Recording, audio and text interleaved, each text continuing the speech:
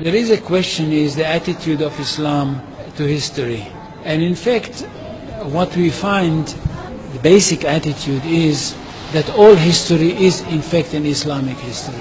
That means that all the major figures of history basically are Muslims. From Adam down to our own time.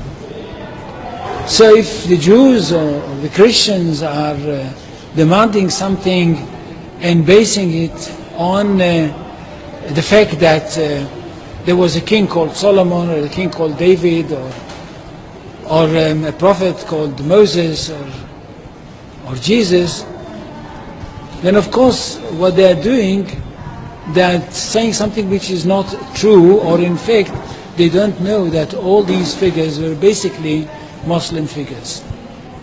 They were, in fact, since the creation of the world there is only one religion, and this is the religion of Islam.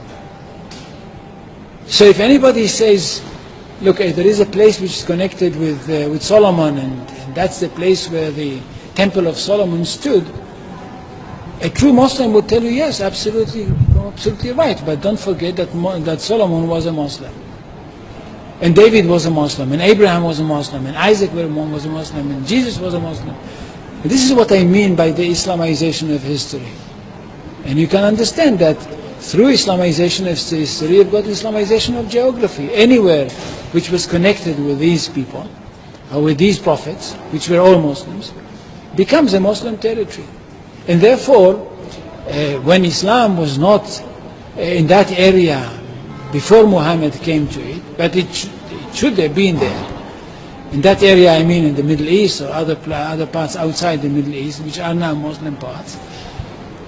Any place like this had to be freed, not to be conquered, had to be liberated. So Islam appeared in history in the time of Muhammad, or reappeared in history from their point of view, reappeared in history as a liberator. And therefore there is no Islamic occupation. If somebody occupied anything, it would be always somebody else, not the Muslims. So there is no Islamic occupation, there is only Islamic liberation.